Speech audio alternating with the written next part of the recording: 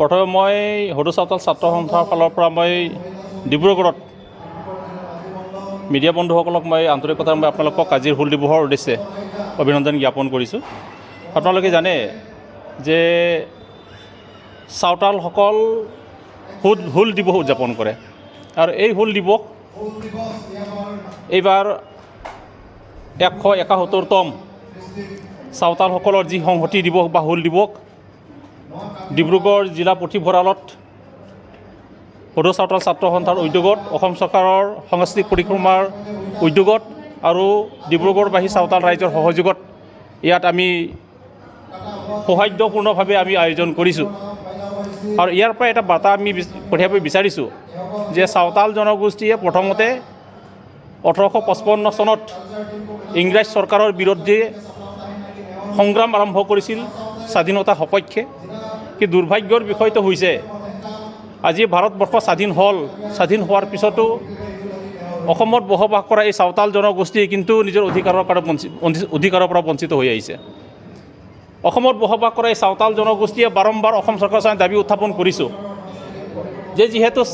স্বাধীনতা সংগ্ৰামৰ প্ৰথম সেনানী চাওতালসকল, এই চাওতালসকলে ভাৰতবৰ্ষৰ যিমানখিনি অধ্যুষিত অঞ্চলত বা ৰাজ্যত বসবাস কৰে প্ৰত্যেক অঞ্চলতে তেখেতসকলৰ সাংবিধানিক অধিকাৰ তেখেতসকলে প্ৰাপ্ত কৰিছে। কিন্তু অসমত আৰু অসমৰ পৰা যিসকল চাওতাল জনগোষ্ঠীয়ে হুল 1855 চনত সেই সময়ৰ ঝাৰখণ্ডৰ ভোগনাডিত অংশগ্ৰহণ কৰিছিল, তেখেতসকলেও আমাৰ অসমত তেখেতসকলৰ ভূমিকা আছে। কিন্তু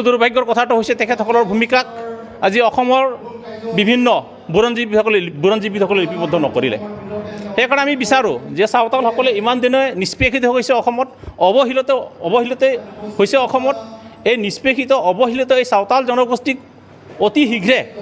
অসম চৰকাৰে সন্মান প্ৰদান কৰিব লাগে আৰু এই বীৰ চিদকনৰ যি প্ৰতিমূৰ্তি, যি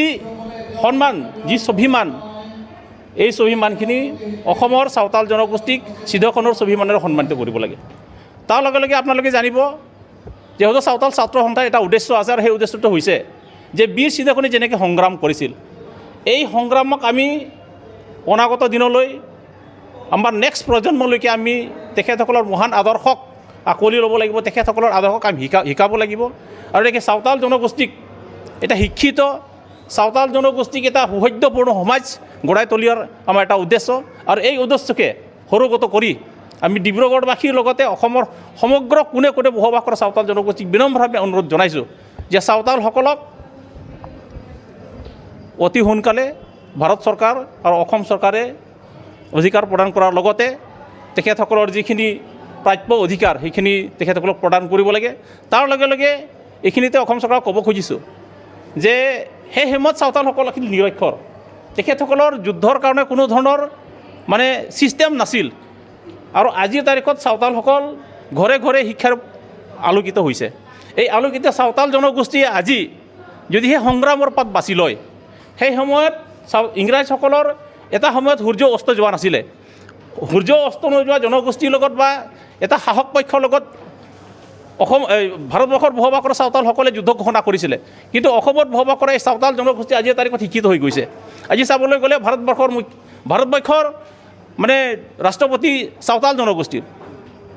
জনগোষ্ঠীৰ বহুত উচ্চ পদস্থ বিষয়াসকলে আজি ভাৰতবৰ্ষত তেখেতসকলে আজি শাসনভাৰ দায়িত্ব লৈছে। অসমতো চাওতাল জনগোষ্ঠীৰ তেনেকুৱা বুদ্ধিমান, চাওতাল জনগোষ্ঠীৰ তেনেকুৱা উচ্চ পৰ্যায়ৰ চিন্তা কৰিব পৰা আৰু সকলো জাতি জনগোষ্ঠী একত্ৰীকৰণ কৰি সমাজখন আগবঢ়াই নিয়াৰ ক্ষেত্ৰত চাওতাল জনগোষ্ঠীৰ আজিৰ তাৰিখত কোনো ধৰণেও পিছ পৰি নাযায়। আৰু সেইকাৰণে ভাবিছোঁ চাওতাল জনগোষ্ঠীৰ সেই চিৰকণিৰ যি আদৰ্শ, সেই আদৰ্শৰ প্ৰতি তেখেতসকলক যাতে আৰু পুনৰাই তেখেতসকলৰ তেজ উৎফুল্লিত নকৰে, তেখেতসকলৰ তেজ গৰম নকৰে, তাৰ কাৰণে অসম চৰকাৰক জনাই আমাৰ স্বাভিমানক অতি সোনকালে আমাক প্ৰদান কৰিব লাগে। ধন্যবাদ।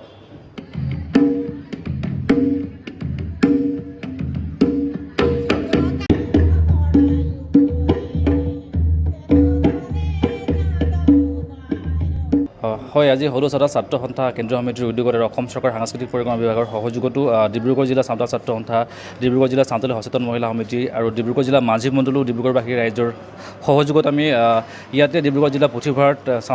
চাওতাল জনগোষ্ঠীও যি চাওতাল সংগ্ৰামৰ 171 বৰ্ষপূৰ্তিত আমি হুল দিৱস উদযাপন কৰিছোঁ। যিহেতু প্ৰাক স্বাধীনোত্তৰ সংগ্ৰামৰ